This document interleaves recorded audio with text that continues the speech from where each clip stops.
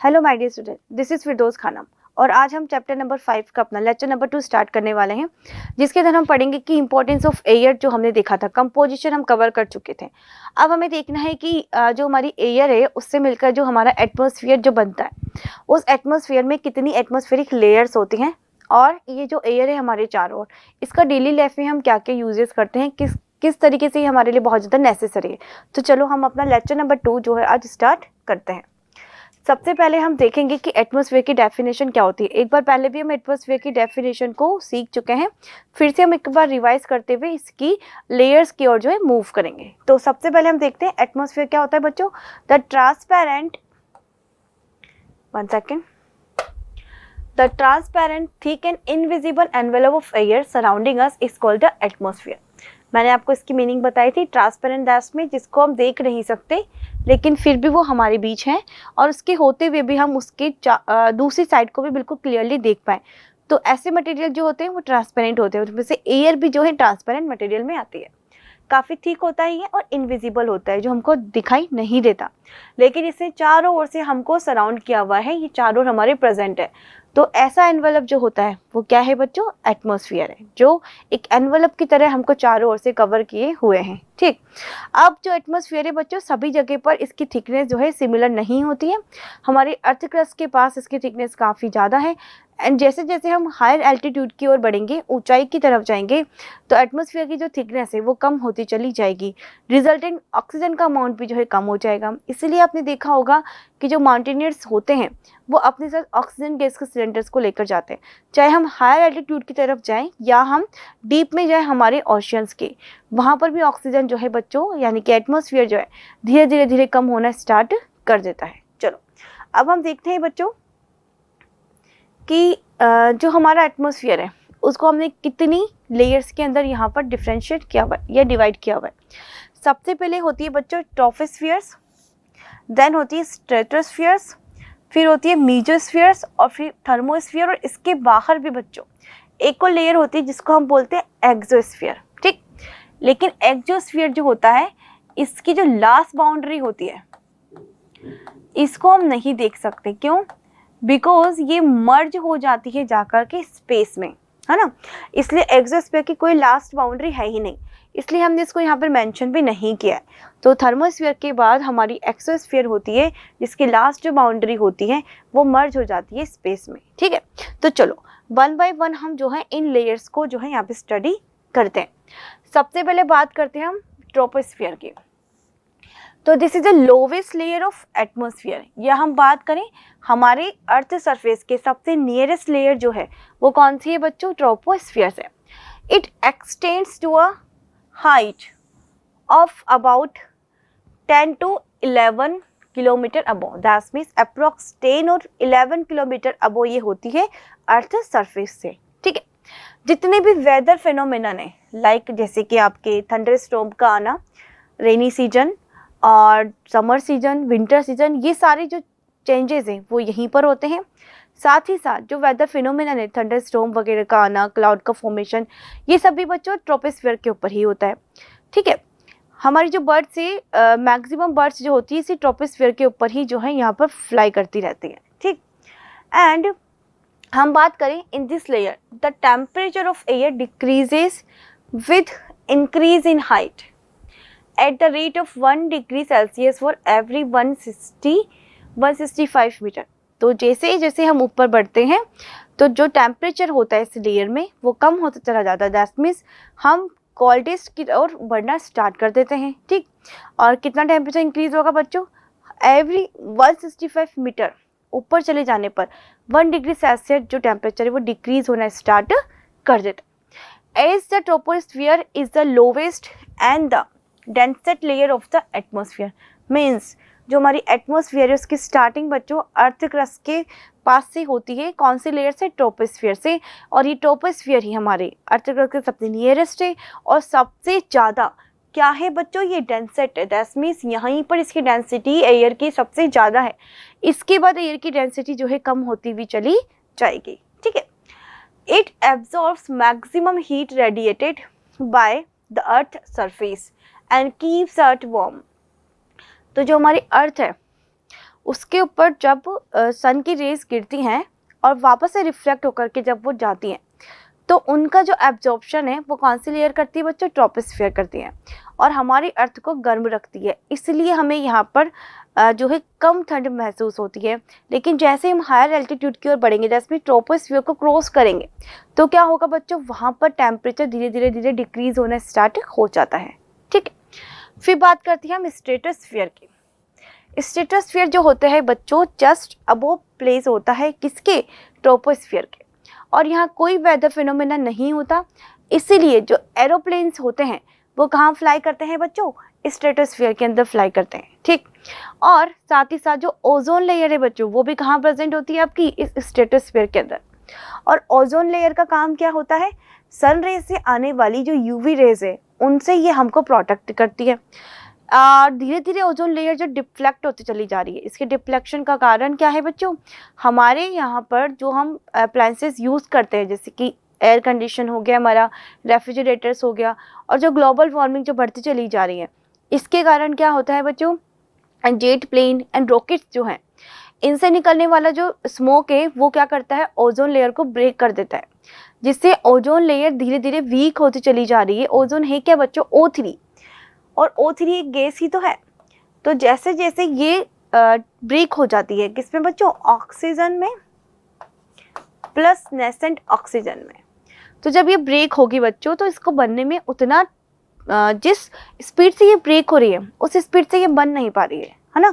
इस कारण ozone layer धीरे धीरे धीरे डिप्लेटेड होती चली जा रही है, वीक होती चली जा रही है। और यही कारण है कि अब हमारे अर्थ का टेम्परेचर पहले के कंपैरिजन में काफ़ी ज़्यादा हो चुका है, क्योंकि यूवी रेज में यहाँ पर एंटर कर रही है ना। तो जो स्ट्रेटोस्फियर है, इसके अंदर बच्चों क्या होता है? हमारी ओजोन लेयर प्रेजेंट होती है। साथ ही साथ ये क्या करती है? यहाँ पर कोई भी वेदर फिनोमेना नहीं होता, इसलिए जितने भी एरोप्लेन्स वगैरह हैं वो सब कहाँ फ्लाई करते हैं बच्चों? क्लाउड्स के ऊपर। क्लाउड्स यानी कि क्लाउड्स कहाँ पर थे? ट्रोपोस्फियर में। और ट्रोपोस्फियर के जस्ट अब कौन? स्ट्रेटोस्फियर। तो जो फ्लाई कर रहे हैं हमारे एरोप्लेन, वो किसके ऊपर कर रहे हैं बच्चों? ट्रोपोस्फियर के ऊपर। दैट मींस क्लाउड्स के ऊपर हमारे जो एरोप्लेन है वो फ्लाई करते हैं। चलो देखते हैं अब हम इसमें हमने क्या क्या मेंशन किया हुआ है। This air lies above the troposphere and it extend to a height of about 50 kilometre above the earth's surface. There are virtually no clouds and very little dust and water vapor convection. That means clouds है ही नहीं। clouds होता क्या है बच्चों? Water vapour के condense होने के कारण ही क्लाउड्स का फॉर्मेशन होता है। तो यहाँ पर कोई वाटर वेपर है ही नहीं, दैट मीन्स इसीलिए यहाँ पे क्लाउड्स का फॉर्मेशन भी बिल्कुल भी नहीं होगा। डस्ट पार्टिकल्स एंड स्मोक बहुत लिटिल होंगे। क्यों होंगे? बिकॉज यहाँ पर एयर की डेंसिटी काफ़ी कम हो चुकी है। एयर की डेंसिटी कम है तो डस्ट पार्टिकल्स उड़ के वहाँ तक पहुँच ही नहीं पाएंगे। ठीक है। The stratosphere contains ozone which absorb the harmful ultraviolet radiation of the sun. ठीक है, जैसा कि मैंने अभी आपको बताया था। तो फर्स्ट लेयर अपन ने पढ़ी बच्चों ट्रोपोस्फियर। इसकी हाइट कितनी थी? 11 kilometre above the earth surface, है ना। एंड ट्रोपोस्फियर जो है हमारी, इसके अंदर जितने भी वेदर फिनोमिनन है, जैसे कि लाइटिंग का होना, क्लाउड्स का बनना, ये सब कहाँ पर हो पा रहा है बच्चों? वाटर साइकिल जो भी आप कहते हो, सारा का सारा फिनोमिना किसके अंदर है? ट्रोपोस्फियर के अंदर है। ट्रोपोस्फियर जो है, इसमें अगर हम 165 मीटर अबव जाएंगे तो हर 165 मीटर क्रॉस करने के बाद 1 डिग्री सेल्सियस जो है टेम्परेचर इंक्रीज होता चला जाएगा। ठीक है, सॉरी, डिक्रीज होता चला जाएगा। एंड हमने बात की कि जो ट्रोपोस्फियर होती है वो हमारी अर्थ को गर्म रखती है। क्यों? क्योंकि ये क्या करती है? सन की रेज जो रेडिएट होकर के यहाँ से जा रही है, रिफ्लेक्ट होकर के उन रेडिएशंस को ट्रैप करने का काम ये करती है। क्यों करती है बच्चों? बिकॉज यहाँ पर ट्रोपोस्फियर में बहुत सारी गैसेस प्रेजेंट है, जैसे कि लाइक CO2 गैसेस, SO2 है, NO2 है। ये सब काफ़ी हैवियर गैसेस होती हैं जो एक कवरिंग बना लेती है हमारी चारों ओर, और जिसके कारण जो रेडिएशन है इनको क्रॉस करके इजीली बाहर नहीं जा पाती। रिजल्टेंट हमारी जो अर्थ सरफेस है उसका टेम्परेचर बढ़ता चला जाता है। और यही रीज़न है कि अब हमारे एटमॉस्फेयर के अंदर ग्लोबल वार्मिंग इंक्रीज हो रही है ड्यू टू द पॉल्यूशन, जिसमें से ये गैसेज जो है बहुत हाई अमाउंट में जो है रिलीज होती चली जा रही हैं। ठीक है, अब हम बात करते हैं बच्चों सेकंड लेयर, जैसे कि हमने पढ़ा ट्रोपोस्फियर, जो कितनी किलोमीटर यहाँ से उसकी डिस्टेंस क्या है अर्थ सरफेस से? 50 किलोमीटर अबव है ये हमारे अर्थ सरफेस से। और यहाँ पे कोई भी वाटर वेपर नहीं है, यहाँ पे डस्ट पार्टिकल स्मोक बहुत नील है, एंड क्लाउड्स का फॉर्मेशन नहीं होता। एंड जो हमारे एरोप्लेन है वो इसी लेयर के अंदर फ्लाई करते हैं। एंड थर्ड हम बात करें, यहाँ पर जो है ओजोन लेयर भी प्रेजेंट है, जो जो बहुत ज़्यादा हार्मफुल अल्ट्रावायलेट जो रेज होती हैं उनसे ये हमारी क्या करती है, हमको प्रोटेक्ट रखती है। चलो नेक्स्ट हम बात करते हैं हमारी एटमॉस्फेयर की जो थर्ड लेयर है, इसको बोलते हैं मीजोस्फीयर। बच्चों मीजोस्फीयर की अगर हम बात करें तो layer lies above the stratosphere and it extend to a height of about 80 kilometre above the earth surface. And इसकी एक और स्पेसिफिक मैं क्वालिटी आपको बता दूं कि जो मीजोस्फीयर जो होते हैं ये क्या करते हैं, स्पेस से आ रहे हुए जो मीटेरोइड्स होते हैं जो एक जलते हुए गोले की तरह यहाँ पर गिरते हैं, जिसको आप टूटता हुआ तारा भी कहते हो, जब वो स्पेस में होते हैं तो वहाँ पर ड्यू टू द आपस में जब उनकी रबिंग होती है तो वो जलने लगते हैं, टकरा करके जलेंगे और बहुत बड़े आग की गोले की तरह हमारी ओर गिरना स्टार्ट कर देते हैं। स्पेस में और मेजोस्फीयर के पहले टेम्परेचर काफ़ी ज़्यादा होता है, लेकिन हमारा जो एटमॉस्फेयर है, जब ट्रोपोस्फीयर से हम एक्सोस्फीयर की ओर जा रहे हैं तो मेजोस्फीयर जो होती है बच्चों वो सबसे कोल्डेस्ट लेयर होती है थर्मोस्फीयर हमारी एटमॉस्फेयर के। यहाँ का टेम्परेचर सबसे कम है। मेजोस्फीयर को क्रॉस करने के बाद वहाँ पर हम टेम्परेचर थोड़ा इंक्रीज होता हुआ आपको स्टार्ट हो जाएगा। स्पेस में जाते जाते टेम्परेचर काफ़ी ज़्यादा होगा, ठीक है, क्योंकि हम एक तो सन के बहुत नज़दीक जाना स्टार्ट कर रहे हैं एंड दूसरे और भी अदर रीजंस हो सकते हैं, ठीक। तो लेकिन आपको याद रखना है कि जो हमारी मेसोस्फीयर होती है वो हमारे एटमॉस्फेयर की सबसे कोल्डेस्ट लेयर है। और ये कोल्डेस्ट लेयर का यूज़ क्या है बच्चों, जो मेटेओराइट्स आ रहे हैं स्पेस से टूट करके जलते हुए एक बड़े से आग की गोली की फॉर्म में, जब वो मेसोस्फीयर के अंदर एंटर करते हैं तो वो बुझना स्टार्ट कर देते हैं। दैट्स मींस उनकी फायर बुझ जाती है। क्यों? क्योंकि यहाँ का टेम्परेचर एक्सट्रीमली कम होता है, बहुत ही कोल्ड लेयर होती है ये। तो जैसे ही यहाँ पे मेटेओराइट्स आएंगे हमारे मेटेओराइट्स बुझ जाएंगे और एक सिर्फ जलती हुई स्टोन या रॉक की फॉर्म में यहाँ पर आकर के नीचे गिरेंगे। अगर सोचो जलते हुए गोले की फॉर्म में या नीचे गिरते तो हमें कितना ज़्यादा लॉस होता, हमारे घर जल जाते या जहाँ पर भी गिरता वहाँ पर भी बहुत बड़ी मात्रा में बड़ी आग लग सकती थी, है ना। तो मेसोस्फीयर ने कितना अच्छा काम किया है, ये क्या करता है बच्चों, उन मेटेओराइट्स की जो फायर है उसको पुट ऑफ कर देता है ना। और वो सिर्फ एक रॉक की फॉर्म में, बड़े से स्टोन की फॉर्म में जो है यहाँ पर गिर जाते हैं और इन्हीं मेटेओराइट्स को आप बोलते हो टूटता हुआ तारा, ठीक। अब हम बात करते हैं बच्चों थर्मोस्फीयर की। मेसोस्फीयर के बाद कौन सी लेयर आती है बच्चों? थर्मोस्फीयर। थर्मोस्फीयर जो है इसकी अगर हम बात करें हाइट की तो ये हमारे अर्थ सरफेस से 480 किलोमीटर अबोव है, ठीक। अब थर्मोस्फीयर का यूज़ अल्टीमेट यूज़ है। अगर थर्मोस्फीयर नहीं होती तो हम बिल्कुल भी टेलीविज़न नहीं देख पाते, हम फ़ोन पे किसी से बात नहीं कर पाते, है ना। जो टेक्नोलॉजी जो इतनी डेवलप हुई है आज, वो इस थर्मोस्फीयर के कारण ही डेवलप हुई है।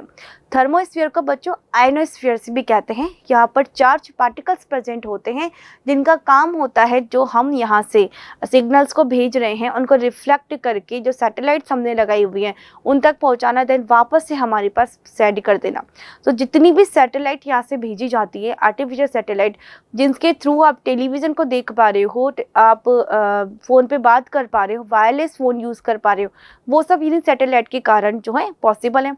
और ये सारी की सारी सैटेलाइट जो है वो आपको सिचुएटेड की गई है कहाँ पर बच्चों? थर्मोस्फीयर के अंदर। तो थर्मोस्फीयर में चार्ज पार्टिकल्स होते हैं जिनको आयंस हम कहते हैं और इन्हीं आयंस के कारण थर्मोस्फीयर का नाम बच्चों क्या होता है? आयनोस्फीयर्स। और ये चार्ज पार्टिकल्स क्या करते हैं? ये रेडियो वेव जो होती है उनको वापस से अर्थ से सरफेस पे भेज देते हैं और जिससे हम वायरलेस कम्युनिकेशन कर पाते हैं। तो थर्मोस्फीयर का कितना बड़ा यूज़ है ना। अगर ये नहीं होता तो हम कुछ भी नहीं कर पाते, ठीक है। तो थर्मोस्फीयर का यूज़ हमारे लिए कम्युनिकेशन करने के लिए यूज़ में किया जाता है। कैसा कम्युनिकेशन? वायरलेस कम्युनिकेशन, जिसमें हम मोबाइल फ़ोन को इंक्लूडेड करते हैं, टेलीविज़न को इंक्लूडेड करते हैं, रेडियो ऑल्सो, ठीक। फिर बात करते हैं हम हमारी एक्सोस्फीयर का। ये हमारे जो एटमॉस्फेयर है उसकी सबसे लास्ट लेयर होती है। इसकी कोई बाउंड्री लाइन हमको दिखाई नहीं देगी बिकॉज आफ्टर 1600 किलोमीटर के बाद ये मर्ज हो जाएगी किसके अंदर बच्चों? स्पेस के अंदर। तो अर्थ सरफेस से ये 1600 किलोमीटर अबोव जो है सिचुएटेड है, ठीक है। तो अर्थ सरफेस से 1600 किलोमीटर जब हम ऊपर जाएंगे तो वहाँ पर हमें कौन मिलेगा? एक्सोस्फीयर मिलेगा। एंड एक्सोस्फीयर में और स्पेस में हम कोई भी डिफ्रेंशिएट नहीं कर पाएंगे बिकॉज ये पूरी तरह से मर्ज हो जाती है उसके अंदर, है ना। पता नहीं लगा सकते हम कि स्पेस की एंट्री कहाँ से हो रही है और एक्सोस्फीयर का एंड कहाँ पर है। तो आपको याद रखना है फिर भी कि एक्सोस्फीयर जो है वो हमारे अर्थ सरफेस से 1600 किलोमीटर अबोव प्लेस्ड है। ठीक है। और इसको हम सबसे बाहर होती है, ये अपर मोस्ट लेयर है, इसलिए इसको हम क्या बोलते हैं, एक्सोस्फीयर कहते हैं। It extend to about 1600 kilometre and gradually merge with the interplanetary space. ठीक, तो अब ये जो था हमारा, ये क्या था बच्चों, लेयर्स थी, किसके बेसिस पे, एयर की थिकनेस के बेसिस पे। और जैसे जैसे दूरी बढ़ती चली जा रही है अर्थ सरफेस से, डिस्टेंस बढ़ रहा है, हम हायर एल्टीट्यूड की ओर जा रहे हैं, तो उनकी थिकनेस कम होती चली जा रही है, तो ऑक्सीजन भी बहुत ही ज़्यादा कम हो जाएगी। और कम हो जाएगी दैट मीन्स हम यहाँ पर सर्वाइव नहीं कर सकते विदाउट ऑक्सीजन। तो हमें जैसे ट्रोपोस्फीयर को हम क्रॉस कर लेंगे, उसी के बाद ही हमें ऑक्सीजन मास्क की ज़रूरत पड़ने लगती है। इसीलिए एरोप्लेन के अंदर हम क्या लगाते हैं बच्चों, ऑक्सीजन मास्क को जो है यूज़ करते हैं। ठीक है, चलो अब बात करते हैं हम किसकी, इम्पॉर्टेंस ऑफ एयर की। जो एयर है हमारे चारों ओर, उसका आखिर यूज़ क्या है। हम जो पूरा चैप्टर पढ़ रहे हैं तो उसमें हमें उसकी यूजेस तो पढ़ना बहुत ज़्यादा ज़रूरी बनता है कि नहीं बनता। तो इम्पॉर्टेंस ऑफ एयर की हम बात करें तो अगर एयर ही ना हो तो हम बिल्कुल भी सर्वाइव नहीं कर पाएंगे। हमारे सर्वाइव करने के लिए सबसे ज़्यादा मोस्ट इम्पॉर्टेंट कौन है बच्चों, एयर ही है। ठीक, बात करते हैं हम एयर के अंदर क्या क्या प्रेजेंट होता है। Air contain oxygen and carbon dioxide which are useful to plants and animals. सबसे ज़्यादा अगर हम बात करें तो नाइट्रोजन गैस प्रेजेंट होती है एनवायरनमेंट में, लेकिन वो कैसे गैस है बच्चों, हमारे लिए वरदान है। क्यों वरदान है, बिकॉज वो नहीं होती तो ऑक्सीजन सबको कंटिन्यूस जलाती ही रहती है ना। और अगर ऑक्सीजन जलाती रहती तो CO2 कार्बन के साथ मिलकर के फिर से उसको बुझा देती, मतलब जलना बुझना ये सब चलता ही रहता। लेकिन नाइट्रोजन दोनों के बीच में क्या करता है बच्चों, बैलेंस बना देता है ना। नाइट्रोजन एक तरीके से हम बोले सॉल्वेंट का काम कर रहा है यहाँ पर, जिसके अंदर ये सारी की सारी जो गैसेज है वो मिक्स हो गई हैं, डिजोल्व हो गई हैं, है ना। तो जो हमारी उसके बाद हम बात करें नाइट्रोजन की होते हुए भी, हमारे लिए जो सबसे ज़्यादा वरदान या बहुत इंपॉर्टेंट जो गैस है वो ऑक्सीजन ही है। बिकॉज अगर ऑक्सीजन नहीं होगी तो हम ब्रीथिंग नहीं कर पाएंगे। जब ब्रीथिंग के थ्रू हम ऑक्सीजन करते हैं तो CO2 का फॉर्मेशन होता है, और CO2 प्लांट्स के लिए बहुत ज़रूरी होती है। अगर प्लांट्स को CO2 नहीं मिलेगी तो वो हमें ऑक्सीजन नहीं देंगे, बिकॉज CO2 का यूज़ करके प्लांट फोटोसिंथेसिस करते हैं, और फोटोसिंथेसिस के थ्रू ऑक्सीजन गैस रिलीज होती है। ठीक, और इस ऑक्सीजन का यूज़ फिर हम सब करते हैं रेस्पिरेशन के लिए।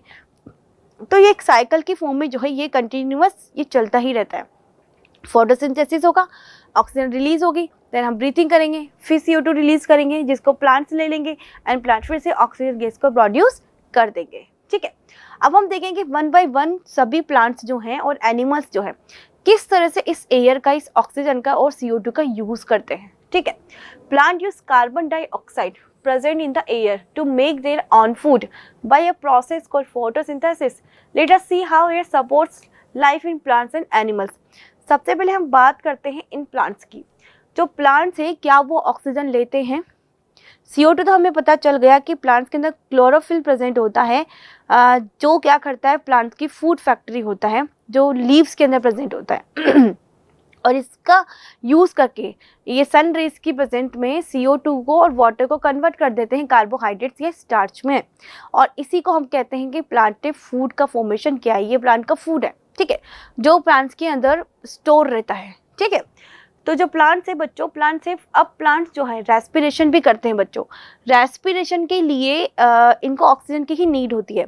तो रात के टाइम जो होते हैं प्लांट्स सारे के सारे वो ऑक्सीजन ले रहे होते हैं और वो भी CO2 को रिलीज़ करते हैं, एंड दिन में जब सनराइज होती है तब वो अपना फूड बनाते हैं और CO2 को ले लेते हैं। ठीक है, और ऑक्सीजन को रिलीज़ कर देते हैं। तो याद रखना, इसीलिए मना किया जाता है कि नाइट के टाइम पर प्लांट्स के नीचे बिल्कुल भी नहीं सोना है, पेड़ के नीचे। लेकिन गांव में, विलेजेस में दादी नानी ने आपको कहानी सुनाई होगी कि रात को अगर पीपल के पेड़ के नीचे सोओगे तो भूत आ जाएगा, लेकिन भूत नहीं होता है। क्यों मना किया जाता है बच्चों, क्योंकि प्लांट्स जो होते हैं वो रात को CO2 गैस रिलीज करते हैं और वो भी रेस्पिरेशन करते हैं, इसीलिए वो ऑक्सीजन लेंगे और रिजल्टेंट CO2 को रिलीज कर देंगे। ठीक है, लेकिन दिन में वो ऑक्सीजन देंगे और CO2 को खुद ले लेंगे। राइट, इसलिए रात में पेड़ के नीचे बिल्कुल भी नहीं जाना चाहिए। और CO2 जो है वो क्या होती है, हेवियर गैस होती है, तो प्लांट्स के नीचे और सिचुएटेड हो जाती है और वो कंटिन्यूअस हमारी ब्रीथिंग के थ्रू हमारे अंदर जाना स्टार्ट कर देती है, रिजल्ट इन हमें फ्रेश एयर नहीं मिल पाती। और यही कारण है कि जब भी हम वॉक के लिए जाएं मॉर्निंग में, तो जब सन रेस निकल चुकी हो, जब सन बाहर आ चुका हो, सनराइज हो चुका हो, तभी जाना चाहिए। बिकॉज रीज़न क्या है बच्चों, जब तक सन नहीं निकलेगा, जब तक प्लांट्स अपना खाना बनाना स्टार्ट नहीं करेंगे और जब तक फोटोसिंथेसिस स्टार्ट नहीं होगा, तो प्लांट्स O2 भी यानी कि ऑक्सीजन भी रिलीज नहीं करेंगे। तो इसलिए रात के टाइम वॉक पे भी नहीं जाना चाहिए, कोई फ्रेश एयर नहीं मिलेगी हमें, क्योंकि अभी तो वो क्या कर रहे हैं बच्चों, खुद रेस्पिरेशन कर रहे हैं और रेस्पिरेशन का एक ही प्रोसेस है, ऑक्सीजन लो और CO2 को बाहर निकालो। ठीक है, तो हम बात करते हैं यहाँ पे प्लांट्स की। प्लांट्स अब लेते कैसे हैं ऑक्सीजन? प्लांट्स के पास तो कोई नोज है नहीं, ना ही लंग्स है, तो जो इनके लीव्स है, इनके लीव्स के ऊपर क्या होता है बच्चों, टाइनी स्पोर्स प्रेजेंट होते हैं, जिनको बोलते हैं स्टोमेटा। ये स्टोमेटा खुलते और बंद होते रहते हैं। ठीक है, found on the under side of a leaf, that's mean जब हमारी लीफ है उसका आप देखो, एक तो बहुत ज़्यादा ग्रीन पार्ट आपको दिखाई देता है, लेकिन आप उसको टर्न करके देखो तो नीचे थोड़ा फैट कलर दिखाई देता है। तो जो ऊपर वाला है वो उसका अपर सरफेस है एंड नीचे वाला जो लोअर साइड होता है, तो वहाँ पर जो देखो, यहाँ पे इसके अंडर साइड यानी कि नीचे वाला जो पार्ट, इसका जो अपोजिट हम करके देखें लीफ को, तो वहाँ पर कौन प्रेजेंट होंगे बच्चे, स्टोमेटा प्रेजेंट होंगे। और यहीं से ये ट्रांसपिरेशन भी करते हैं, जिसमें से एयर जो वाटर जो है वो ड्रॉपलेट्स की फॉर्म में बाहर निकलती है। ठीक है, air containing carbon dioxide also and oxygen enters the plants through these openings, यानी कि openings मतलब कौन सी openings बच्चों, stomata, where carbon dioxide gets used in photosynthesis and oxygen in respiration। तो इनके पास जो स्टोमेटा है उसी का यूज करके ये दिन में तो क्या करेंगे बच्चों, CO2 को लेंगे, ऑक्सीजन रिलीज करेंगे, और रात में वही उसी पोर्ट से ये अब ऑक्सीजन लेंगे और CO2 को बाहर निकाल देंगे। ठीक है, अब एनिमल्स की हम बात करें तो all animals need to respire, be it a cockroach, a fish और elephant. It is just that they use different organs and mechanism for respiration. तो अब हम देखते हैं कि कौन कौन किस तरह से रेस्पिरेशन करने वाला है। एनिमल्स जो होते हैं, बहुत सारे एग्जाम्पल दिए हैं, कॉकरोच भी एक एनिमल है बेचारा, फिश है, एलिफेंट है, सब कुछ है, इन सबको रेस्पिरेशन करना है। फ्रॉग को रेस्पिरेशन करना है, कुछ वाटर के अंदर भी रहते हैं, कुछ प्लांट भी होते हैं जो वाटर के अंदर प्रेजेंट होते हैं, कुछ लैंड पार्ट पे प्रेजेंट होते हैं, कुछ जो होते हैं गंदे पानी में भी लगते हैं, है ना। तो कौन कौन किस किस तरह से एयर का यूज़ करने वाला है हम देखेंगे। ठीक है, फिर बात करते हैं aquatic animals and aquatic plants. तो जो हमारे एक्वेटिक एनिमल्स होते हैं लाइक फिश, उनके पास क्या होता है बच्चों, रेस्पिरेशन करने के लिए कौन सा रेस्पिरेटरी ऑर्गन होता है, गिल्स होते हैं, जिसकी हेल्प से वो ऑक्सीजन और अदर जो गैसेज है उनका क्या करते हैं बच्चों, इधर से उधर बाहर निकालने का और जो है एंटर करने का काम करते हैं, जिसको हम इनहेल या एक्सेल बोलते हैं। जैसे कि हम अपनी नोज की हेल्प से इनहेल करते हैं ऑक्सीजन को एंड CO2 को एक्सेल कर देते हैं, वैसे ही जो इनके गिल्स होते हैं उसका यूज़ ये करते हैं बच्चों, और उसी की हेल्प से ये ऑक्सीजन को इंटैक्ट करते हैं एंड जो CO2 है उसको बाहर निकाल देते हैं। Some aquatic animals such as dolphin and whale come to the surface of the water regularly to take in air since they breathe with the help of lungs। अब जो हमारी जो whales हैं और जो dolphins हैं बच्चों, ये ऐसी फिश होती है जिनको मैमल्स की कैटेगरी में रखा गया है, whale को, राइट। तो इनके पास क्या होगा बच्चों, लंग्स होंगे, और लंग्स जो होते हैं वो पानी के अंदर इस तरह से एक्सपेंड नहीं हो सकते, कॉन्ट्रैक्ट नहीं हो सकते, तो इन्हें बार बार ब्रीथिंग के लिए जो वाटर है उसके सरफेस पे आना पड़ता है। ठीक है, तो जो हमारी वेल या डॉल्फिन है वो लंग्स के थ्रू रेस्पिरेशन कर रही है वाटर के अंदर रहते हुए भी, और ऑक्सीजन को लेने के लिए बार बार सरफेस पे ये आती रहती है। Aquatic plants such as hydrilla also breathe in oxygen dissolve in water through their surface. तो जो हाइड्रिला जो प्लांट होता है बच्चों, ये जो एक्वेटिक प्लांट्स होते हैं जनरली इनके पास लीफ नहीं होती है, जैसे कि बाहर के जो हमारे लैंड प्लांट होते हैं उनकी तरह बड़ी बड़ी ब्रॉड लीव्स नहीं होंगी, टूटी फूटी कटी फटी सी लीव्स होती हैं, ताकि पानी इनको और ना तोड़ सके और पानी इनके ऊपर बिल्कुल भी ना ठहरे। ठीक है, तो इसलिए ये क्या करते हैं, अपनी स्किन के थ्रू वहाँ पर रेस्पिरेशन करते हैं। उसमें से एक एग्जाम्पल है हमारे पास हाइड्रिला का। ठीक है, फिर हम बात करते हैं एम्फीबियंस। एम्फीबियंस वो होते हैं बच्चे जो लैंड पर भी रह सकते हैं और वाटर के अंदर भी रह सकते हैं। तो जो एम्फीबियंस है such as frog, newt and salamander need breathing systems for both air and water. That means इनको पानी के अंदर भी रहना है और पानी के बाहर भी रहना है, तो दोनों ही तरह का सिस्टम इनके अंदर एक्टिवेट होता है। अब हम देखते हैं पानी के अंदर ये कैसे करेंगे। जो हाइड्रिला ने क्या किया था, अपनी स्किन के थ्रू रेस्पिरेशन किया था, सेम वैसे ही जब एम्फीबियंस पानी के अंदर रहेंगे तो अपनी स्किन के ऊपर जो छोटे छोटे पोर्स हैं उनके थ्रू ये क्या कर सकते हैं बच्चों, रेस्पिरेशन कर सकते हैं, ठीक। लेकिन जब ये बाहर निकलेंगे तो उनके जो लंग्स है उसको उससे रेस्पिरेशन करेंगे, और उसके लिए इनके पास क्या प्रेजेंट होते हैं बच्चों, नॉस्ट्रिल्स प्रेजेंट होते हैं। तो उन नॉस्ट्रिल्स की हेल्प से ये क्या करेंगे, ऑक्सीजन को अपने अंदर इंटैक्ट करेंगे और जो कार्बन डाइऑक्साइड है उसको गिव आउट कर देंगे, ठीक है। तो याद आपको समझ आया कि जो एम्फीबियंस होते हैं वो अपनी स्किन के थ्रू, मॉइस्ट स्किन के थ्रू वाटर के अंदर रेस्पिरेशन करते हैं, एंड जब वो वाटर से बाहर आते हैं तो उनके पास नॉन स्टिल जो होते हैं उनके, उन नॉन स्टिल्स के थ्रू ये क्या कर सकते हैं, ऑक्सीजन और CO2 को एक्सेल और इनहेल कर सकते हैं, ठीक है, क्योंकि इनके अंदर लंग्स भी प्रेजेंट होते हैं बच्चों, राइट। चलो और चेक करते हैं, हम बात करते हैं बर्ड्स में। तो जो बर्ड्स होता है बच्चों, birds have an efficient respiratory system as they need high levels of oxygen during flight। इन्हें बहुत ज़्यादा ऑक्सीजन की नीड होती है बच्चों जब ये फ्लाई कर रहे होते हैं, है ना। Birds have a pair of lungs with air sacs that remains open all the time so that air can easily pass through them. तो इनके पास सैक चैम्बर्स होते हैं जिस लंग्स के, जिसके अंदर जो है ये ऑक्सीजन को फिल करते हैं। दैट मीन्स हमारी ही तरह जैसे लंग्स के चैम्बर्स जो हैं हमारे, वैसे इसके लंग्स डिवाइडेड रहते हैं और इसके थ्रू ये क्या करते हैं, रेस्पिरेशन को कंप्लीट करते हैं, ठीक है। एंड इन मैमल्स की बात करें तो मैमल्स में आप सबको पता है कि हमारे पास तो वेल डेवलप्ड लंग्स हैं ही सही, दे जो काम करते हैं बच्चों ऑक्सीजन और CO2 की प्रेजेंस के कारण ही, और हमारी नोज़ के थ्रू ऑक्सीजन एंटर करती है एंड CO2 जो है वापस से एक्सेल कर दी जाती है। तो जो हमारे लंग्स है ये एयर के आने और जाने के कारण ही जो एक्सटेंड होते हैं और कॉन्ट्रैक्ट होते हैं, ठीक। तो ये है हमारा बच्चों एयर का यूज़। अब सोचो अगर एयर नहीं होती तो ये दोनों इंपॉर्टेंट गैसेस जो हमारे लिए बहुत ज़्यादा ज़रूरी है हमको बिल्कुल भी नहीं मिल पाती। और इन दोनों गैसेस का यूज़ सभी प्लांट्स और एनिमल कितने अलग अलग डिफरेंट वे में कर रहे हैं, लेकिन सभी को ज़रूरत है, इसलिए किसी ना किसी तरीके से वो इनको इंटैक्ट भी कर रहे हैं और गिव आउट भी कर रहे हैं। तो फिर इन दोनों के बिना उनका सर्वाइव बिल्कुल नहीं हो सकता। इसमें भी सबसे ज़्यादा इंपॉर्टेंट हमारे लिए जो है वो ऑक्सीजन गैस है बच्चों, ठीक है, वही हमारे लिए ब्रीथिंग के लिए सबसे ज़्यादा इंपॉर्टेंट होती है। तो ये हमारा इंपॉर्टेंस है बच्चों किसका, एयर का। देखते हैं आगे हमारा कौन सा टॉपिक है। दैट्स इट, आज के जो हमारा लेक्चर है उसमें हमको यही टॉपिक कवर करने थे बच्चों जो हमने कवर किए हैं। होपफुली आपको ये बहुत अच्छे से समझ आया होगा। इसको आप फिर से रिवाइज कीजिए, अच्छे से पढ़िए। बहुत जल्द हम मिलेंगे हमारे नेक्स्ट लेक्चर के साथ, लेक्चर नंबर 3 के साथ। Till then thank you so much.